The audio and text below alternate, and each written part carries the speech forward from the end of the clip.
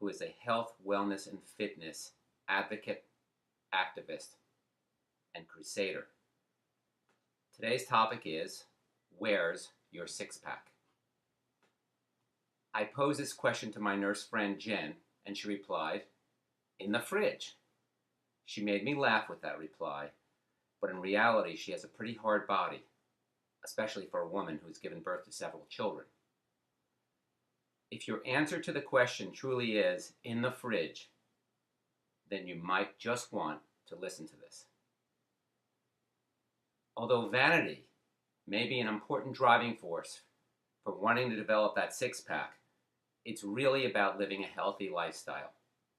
The aesthetics will follow a healthy existence, and our internal health often mirrors our external physiques. Sporting a six-pack is a badge of honor, emblematic of one's discipline, restraint, and tenacity. A hard core can only be earned through the combined efforts of healthy eating and vigorous exercise. Chances are, if you're wearing a six-pack, then you are fit and healthy, and that in all probability you have rejected the Western diet of processed foods, lots of added fats, sugars, and loads of refined grains, and instead have chosen a healthy diet consisting of real food that comes from nature rather than from a chemistry lab. We all have six-packs hidden beneath our winter-weighted physiques.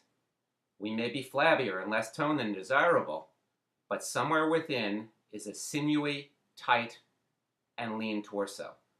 The question is, what can we do to bring out this svelte body? How do we reduce our shapeless stockpile of stored energy that is shrouding our underlying sculpted physique? Michelangelo's David was at one time a mere solid block of marble. The master artist crafted this magnificent sculpture by knowing exactly what to carve away, what did not belong. In the words of Antoine de Saint-Exupéry, author of Le Petit Prince, perfection is not when there is no more to add, but when there is no more to take away. The late Steve Jobs was a master at removing the superfluous to reveal the elegant simplicity that remains. In the words that follow, I will offer advice on how to peel away the non-essential to reveal your own magnificence that lies obscured. Now, having some fat on our bodies is not a bad thing, as long as it is not excessive. Fat actually serves a number of useful purposes. It functions to cushion our internal organs and as an insulation to conserve heat. Fat provides a means of storing energy and fat-soluble vitamins. During periods of decreased caloric intake, fat reserves are broken down to release energy. Fats are important parts of the structure of the brain and cell membranes and are used in the manufacture of several important hormones. Fat has more than twice as many calories per gram than carbohydrates or protein. Anybody who has barbecued any kind of meat with a high fat content and has witnessed their would-be dinner engulfed in flames realizes what a concentrated form of fuel that fats are. As we age, many of us tend to slowly gain weight. A collection of fat often becomes apparent on our abdomens, particularly around our waistlines. An accumulation of fat in our midsections not only is unattractive from a cosmetic standpoint, but also can have dire metabolic consequences. It is important to distinguish between visceral fat and subcutaneous fat. Visceral fat, also referred to as potbelly, beer belly, or Buddha belly, is internal fat deep within the abdominal cavity. Subcutaneous fat, also known as love handles, spare tires, muffin top, or middle-aged spread, is present between the skin and the abdominal wall. although neither type of fat is pretty. Visceral fat is much more hazardous than subcutaneous fat since it increases the risk of diabetes, cardiac issues, and metabolic disturbances. Subcutaneous fat is inactive and relatively harmless and does not contribute to the health problems that visceral fat does. Well, the good news is that by losing abdominal fat, the potential bad health repercussions can be reversed, and the six-pack within can become unveiled. The dangerous visceral fat submits relatively easily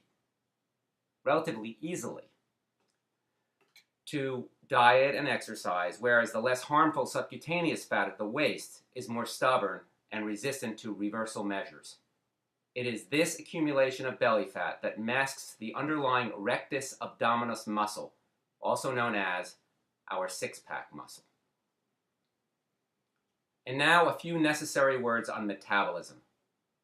Dietary carbohydrates are broken down to the sugar glucose, which is the energy of life and the fuel source of every cell in our body. When it is not used immediately for energy, it is stored as glycogen. The pancreatic hormone insulin is responsible for converting glucose into glycogen. Glycogen is present in our liver and muscles. When a state of saturation has been achieved and no more glycogen can be stored in our liver and muscles, the excess glucose is converted to fat. There is a finite limit to the amount of carbs stored in our muscles and liver, amounting to about 1,600 to 1,800 calories. When talking metabolism, it is helpful to think of our glycogen as our small fuel tank. Once the fuel in the liver and muscles is exhausted, our large fuel tank, that is, our fat, needs to be tapped to provide energy. In contrast to the limited carbohydrate storage in our liver and muscles, our bodies abundantly store fat.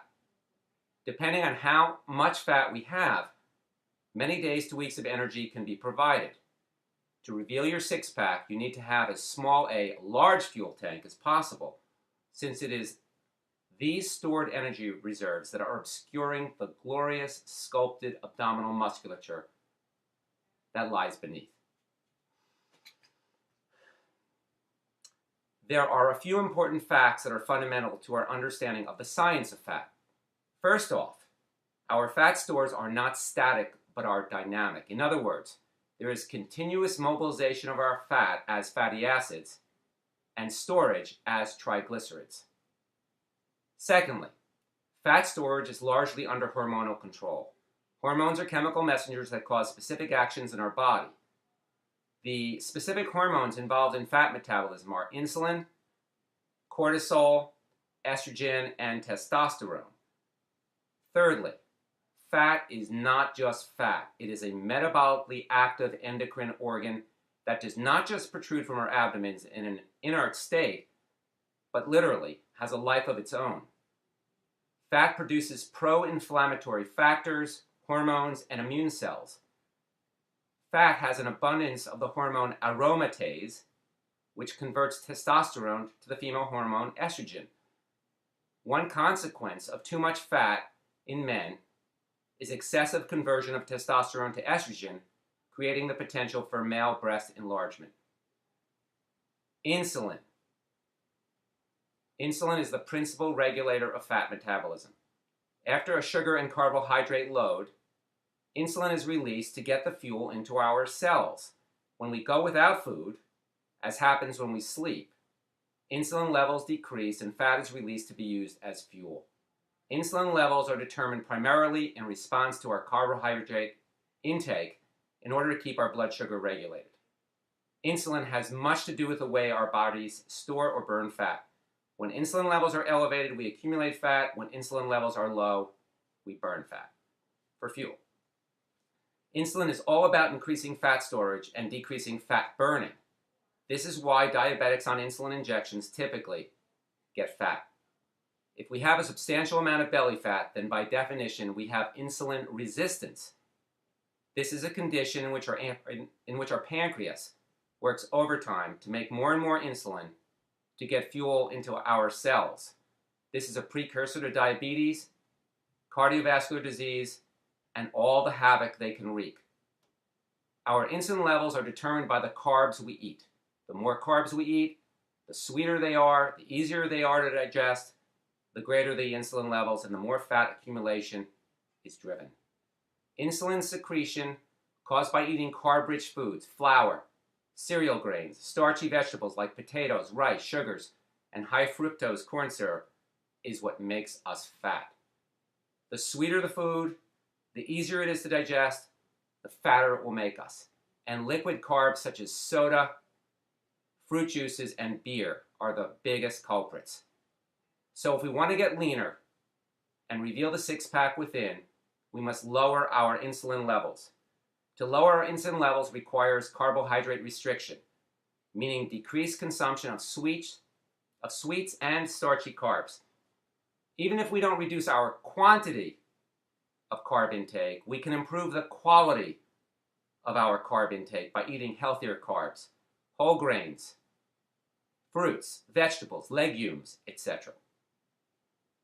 Aside from shrinking our waistlines, there are a number of other health benefits that accrue from a lower carb diet. If we replace a high carb diet with a diet lower in carbs and higher in healthy protein and healthy fat, the consequences are the following: weight loss, good cholesterol, HDL, rises, triglycerides decrease, glucose levels stabilize, blood pressure decreases, heart disease risk decreases, body fat reduces, and our energy levels surge. Cortisol. The adrenal gland hormone cortisol, released in response to stress, can stimulate our appetites and cravings for sugar, causing fat storage and promoting weight gain and obesity.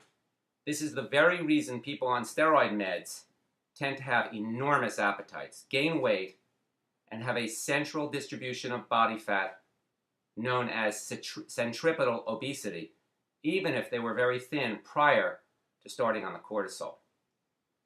Chronic stress can literally make us soft and flabby and sabotage our efforts to achieve that chiseled six-pack. So what can we do about stress? Because we all have it, and it's certainly not going away anytime soon. Stress busters include exercise, yoga, meditation, massages, jacuzzis, aromatherapy, chamomile tea, sex, etc., etc. Sounds kind of nice. Relax to help bring forth that six-pack. Sex hormones. The sex hormones, estrogen and testosterone, play a key role in fat regulation. One of the key reasons that women have a different physical appearance and body fat distribution than men is because of the different levels of these two hormones in each gender. Around the time of menopause, when the ovaries stop producing estrogen, central fat deposition is promoted, and many women start packing on the pounds in their midsection. Similarly, as men age, testosterone levels often drop, contributing to a loss of muscle mass and an increase in body fat. Low testosterone is present in about half of obese men. Believe it or not, a good night's sleep will help us on our mission for that elusive six-pack. When we sleep poorly and become sleep deprived, we're often driven to eat. Sleep deprivation results in decreased levels of leptin, our chemical appetite suppressant, and increased levels of ghrelin, our appetite stimulant, in addition to increased levels of the stress hormone cortisol. Furthermore, simply being exhausted can sabotage our exercise regimen. Six-pack diet. Lean sources of protein including egg whites, wild salmon, or any other wild fish that is grilled or broiled, skinless chicken, turkey breast, fat-free yogurt, and soy products such as tofu and edamame are money. We need to be sparing with meat and dairy intake since they are rich in saturated fats and high in calories. Vegetables, including nuts, avocados, and olives, are a much healthier source of fat. High fiber foods, vegetables, fruits, legumes, that is lentils, peas, beans, and whole grain cereals and breads are very filling, and the fiber regulates the rate of carbohydrate absorption. Intake of a variety of brightly colored fruits and vegetables will ensure getting ample doses of phytonutrients and antioxidants. Dietary fiber, also known as roughage, refers to the indigestible part of a carbohydrate. Insoluble fiber, for example cellulose from plant foods, serves as plants' armor against predatory pests and serves as humans' protection against obesity. Since we do not have the enzymes necessary to dissolve insoluble fiber, it increases stool bulk, decreases intestinal transit time, increases our satiety, reduces the rate of carb absorption and the conversion of complex carbs to simple sugars, and decreases the absorption of some fats. Soluble fiber binds cholesterol in the intestinal tract. For example, oatmeal can help lower serum cholesterol levels. It is very important to minimize refined carbs, substituting whole grain products for white bread, white pasta, white rice, etc. Curtailing sugar intake is equally important, since sucrose is a 50% fructose, 50% glucose combination, and fructose gets metabolized completely differently from glucose, pushing our bodies towards fat deposition. The same holds true for high fructose corn syrup, that gooey, disgusting, liquefied sweetener abundant in processed food and beverages and a 55 to 45% fructose to glucose ratio. Every cell in our body can metabolize glucose, but it is primarily the liver that metabolizes fructose. Fructose, more readily than glucose, replenishes liver glycogen, and once the liver is saturated with glycogen, fats are made and stored. So high fructose corn syrup gives us a fatty liver, a fatty body, and a masked six-pack. Fructose does not suppress ghrelin, our hunger hormone, does not stimulate insulin, and is truly a toxin to our body in immoderate doses. Let fruits be the source of fructose for our bodies, not refined sugars and high fructose corn syrup. Nature is very, very clever. Whenever it provides us with a nutrient that is potentially bad for our health, it limits access to that nutrient by adding lots of fiber to it. So when nature has given us fructose, it has also included the antidote. Did you ever try to get the sugar out of a sugarcane plant? It's literally like gnawing on a piece of bamboo stick. You can't chew it and have to suck it out. Processing has allowed us to cheat nature by refining sugar, permitting consumption in unrestrained, unhealthy amounts, contrary to nature's design. For example, it is very easy to drink 12 ounces of orange juice to the tune of about 170 calories of fiber-free sugar. To get that kind of caloric load from nature's whole product, the orange, you would have to eat almost 3 of them. Can you seriously imagine sitting down and eating 3 oranges? I sure can't. So go easy on anything that comes in a bottle, box, carton, or can. Think whole foods that resonate with nature, not refined foods that are unfaithful to nature. While at the dinner table the other evening, I found myself staring at a colorful salad on my left and a basketful of white Italian bread, not the whole grain kind, on the right. I pondered the order of eating in terms of insulin release. Would there be any difference if I had salad first followed by bread versus bread followed by salad versus eating them together? And would the order of eating play a role in the way calories are burned or stored? Salad first followed by bread. Bulky, fiber-rich carbs, then fiberless carbs. This gives us a gradual low-level insulin spike followed by a rapid high-level insulin spike. It is likely that the bolus of salad, slowly digesting in the gut, will regulate the insulin spike from the bread's fiberless carbs, resulting in less of a tendency for fat deposition. Bread first, followed by salad. Fiberless carbs, then fiber-rich carbs.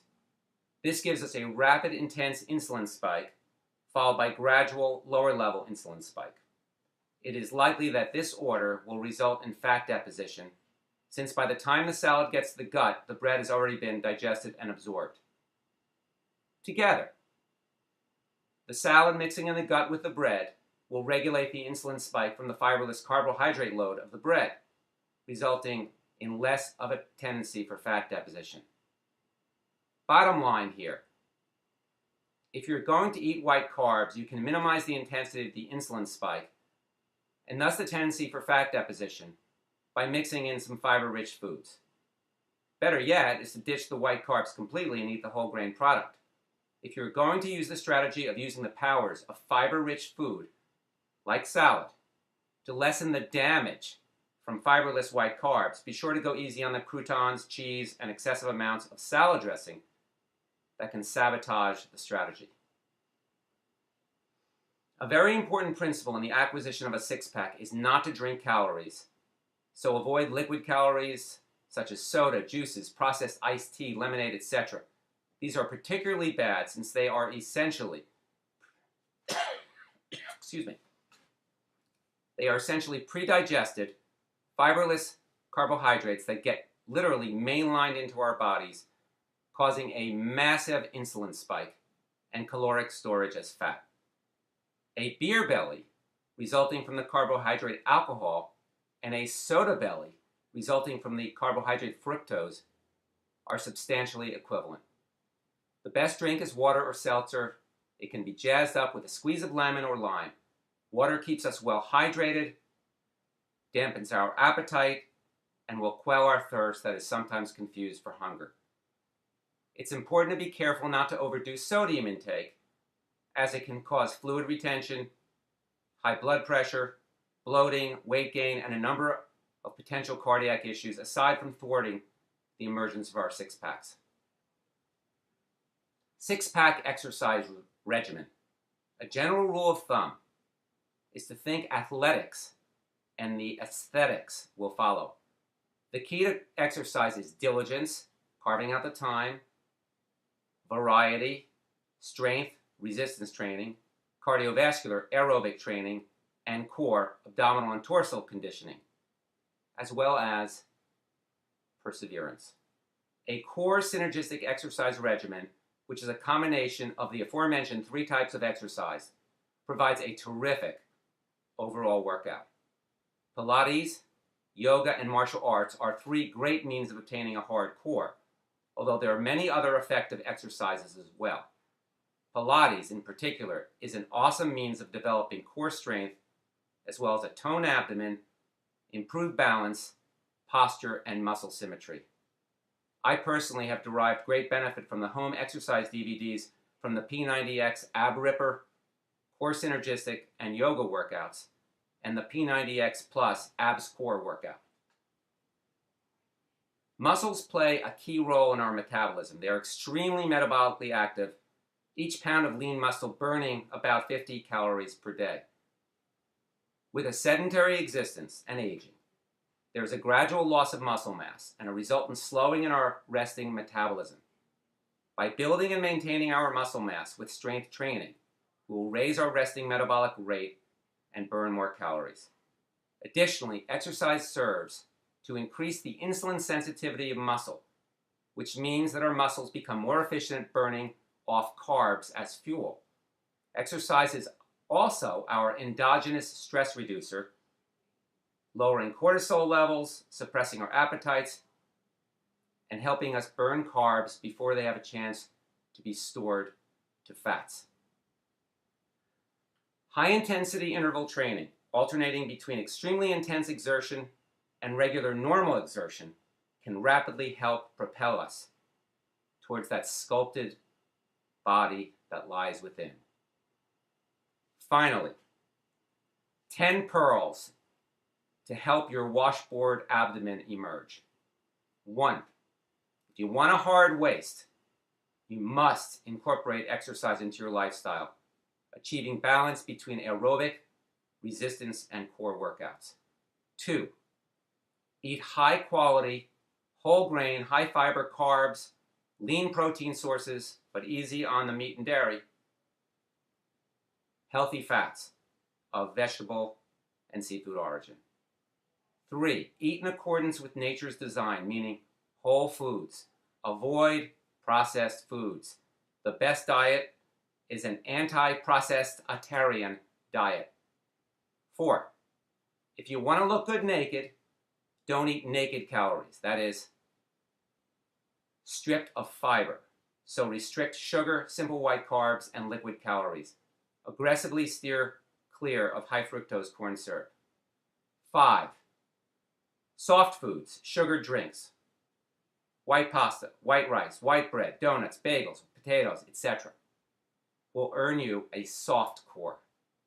Hard foods, whole grain pasta, brown rice, whole grain breads, legumes, whole fruits, vegetables, will help earn you a hard core.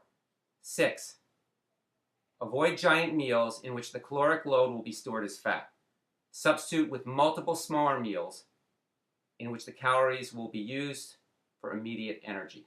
7, limit after-dinner snacking, since unnecessary calories at a time of minimal physical activity will be stored as fat. If you restrict your evening snacking to one piece of fruit, you will wake up in the morning with less to pinch on your waistline, guaranteed. 8, drink plenty of water and use salt sparingly. 9, minimize stress. If you can't eliminate it, manage it. 10, get adequate amounts of quality sleep. Thank you for your attention. If you enjoyed this talk, chances are that you will enjoy my book, Promiscuous Eating: Understanding and Ending Our Self-Destructive Relationship with Food. For information and purchasing, www.promiscuouseating.com. It is now available on Amazon Kindle.